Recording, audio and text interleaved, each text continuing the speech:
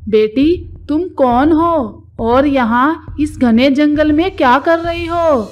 माँ, मैं भी फौज में भर्ती होना चाहती हूँ। मैं एक अनाथ बच्ची हूँ। मेरा इस दुनिया में कोई नहीं है।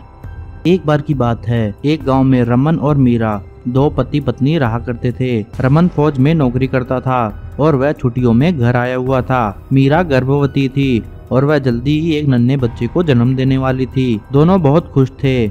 एक दिन डाकिया रमन के घर चिट्ठी लेकर आता है। उस चिट्ठी में लिखा होता है कि जंग छिड़ गई है और रमन को वापस जाना होगा। यह सुनकर मीरा बहुत दुखी होती है। रमन कहता है, अरे पगली, तुम क्यों रो रही हो? मैं यूं गया और यूं आया। रमन चला जाता है। मीरा जल्द ही एक सुंदर सी बच्ची को जन्म देती है और उसका नाम सीमा रखती है। उधर कुछ दिनों बाद डाकिया एक चिट्ठी लेकर आता है जिसमें लिखा होता है कि रमन जंग में शहीद हो गया है। यह बात सुनकर मीरा बहुत दुखी होती है और अपने प्राण वहीं त्याग देती है। अब सीमा अकेली रह जाती है। एक दिन बाद गांव का साहूकार आता है और सीमा को उसके घर से निकाल देता है। सीमा भटकते भटकते एक जंगल में चली जाती है।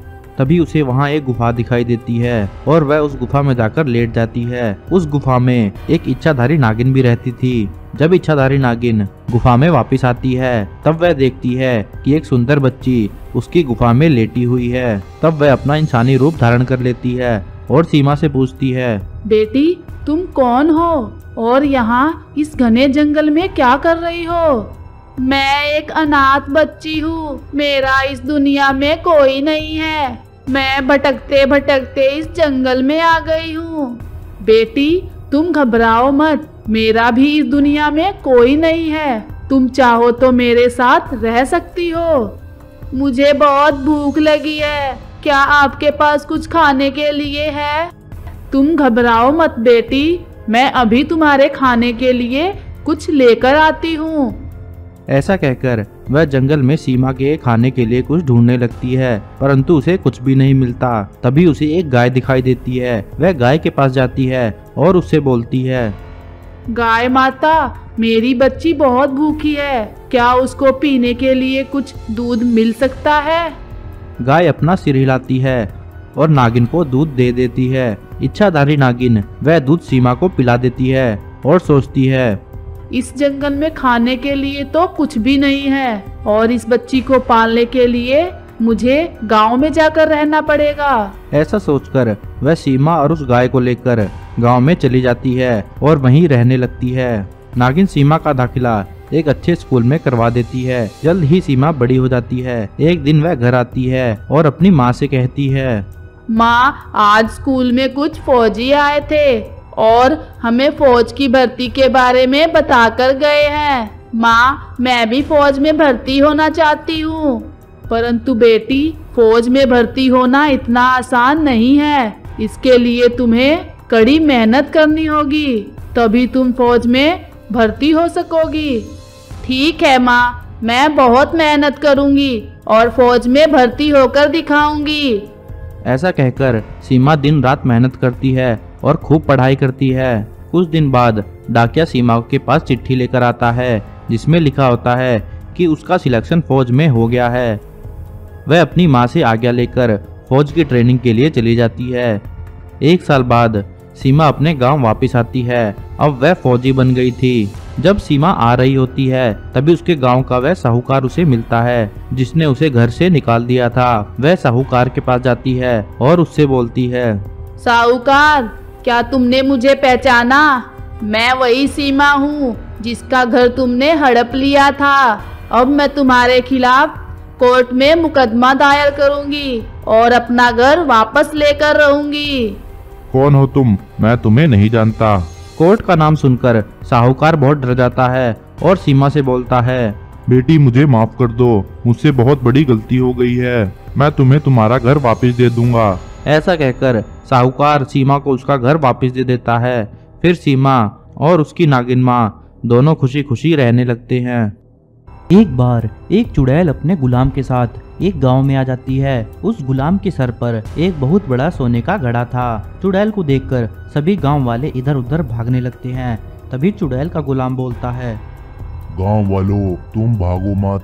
मेरी मालकिन चुड़ैल महारानी बहुत ही महान जादूगर हैं। जो भी इन्हें जादू में हरा देगा उसे ये अपना सारा सोना दे देंगे और साथ में घड़ा भी दे देंगे। जिसको अपनी किस्मत आजमानी है आओ आजमा लो, परंतु एक शर्त है, जो भी इन्हें नहीं हरा पाएगा वह इनका गुलाम बन जाएगा।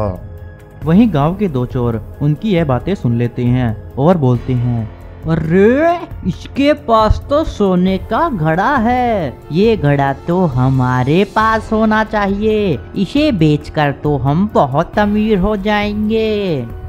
हाँ भाई, तुम सही कह रहे हो, हम तो माला माल हो जाएंगे। ऐसा कहकर वह दोनों गांव के एक जादूगर के पास जाते हैं और उसे सारी बात बताते हैं। अरे जादूगर भाई, हमारे पास एक बहुत बढ़िया ऑफर है। गांव में एक चुड़ैल आई हुई है, उसके पास एक सोने का घड़ा है। अगर आप उसे जादू में हरा दोगे तो हमें वह सोने का घड़ा मिल जाएगा। तभी जादूगर उनकी बातें सुनकर चुड़ैल के पास आ जाता है और बोलता है, हे चुड़ैल, मैं तुम्हारा चैलेंज स्वीकार करता हूँ। तभी वह जादूगर अपनी शक्तियों से गांव के एक इंसान को सांप में बदल देता है और बोलता है, चुड़ैल चलो अब अपना जादू दिखाओ। तभी चुड़ैल उस आदमी बने सांप को एक शेर में बदल देती है और जादू जीत जाती है। सभी गांव वाले यह सब देखकर बहुत हैरान हो जाते हैं। तभी चुड़ैल की नजर मटका चुराते हुए दोनों चोरों पर पड़ती है। चुड़ैल को यह देखकर बहुत गुस्सा आ जाता है। वह जादूगर के साथ साथ दोनों चोरों को भी अपने गुलाम में बदल लेती है और अपना नौकर बना लेती है। वहीं बंटी का पिता, वह भी एक जादूगर था। वह यह सब देख लेता है और चुड़ैल के पास आकर बोलता है, अरे चुड़ैल, मैं भी जादू करूंगा और तुम्हें हराकर दिखाऊंगा और सोने का घड़ा लेकर ही जाऊंगा। ऐसा कहकर वह अपना बाज निकालता है और उसे अपनी शक्तियों से एक मॉन्स्टर ट्रक में बदल देता है। तभी चुड़ैल अपना जादू दिखाती है और उस मॉन्स्टर ट्रक को एक बड़ी जेसीबी में बदल देती है। बंटी का पिता जादू में हार जाता है और चुड़ैल उसे अपना गुलाम बना लेती है और बोलती है। बंटी यह सब देख लेता है और बोलता है, अरे पापा को तो इसने राक्षस में बदल दिया, मुझे पापा को बचाना होगा। जल्दी से इच्छाधारी नागिन के पास जाता हूँ। फिर बंटी भागा भागा इच्छाधारी नागिन के पास जाता है और उसे सारी बात बताता है। नागिन माँ, एक गांव में एक चुड़ैल आई है जो अपने जादू से लोगों को घड़े का लालच देकर अपना गुलाम बना ले रही है। मेरे पिताजी को भी उसने एक शैतान में बदल दिया, मेरी सहायता करो। बंटी, तुम घबराओ मत, मैं तुम्हारे साथ जरूर चलूंगी। चलो, मुझे ले चलो चुड़ैल के पास। बंटी नागिन को चुड़ैल के पास लेकर जाता है। चुड़ैल नागिन को देखकर बोलती है, अच्छा तो तुम मेरा मुकाबला करोगी, चलो दिखाओ अपना जादू। नहीं चुड़ैल, पहले तुम अपना जादू दिखाओ। तुम इन सभी गुलाम बने लोगों को वापस इंसान में बदल कर दिखाओ, उसके बाद मैं अपना जादू करके दिखाऊंगी।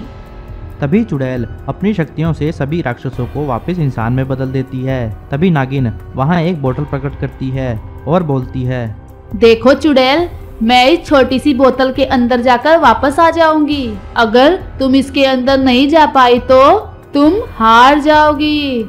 नागिन उस बोतल के अंदर चली जाती है और कुछ ही समय बाद बाहर आ जाती है। जैसे ही चुड़ैल उस छोटी सी बोतल के अंदर घुसती है, तभी इच्छाधारी नागिन जल्दी से उस बोतल को उसके ढक्कन से बंद कर देती है और चुड़ैल को बोतल में ही कैद कर देती है। सभी लोग यह सब देखकर बहुत खुश होते हैं।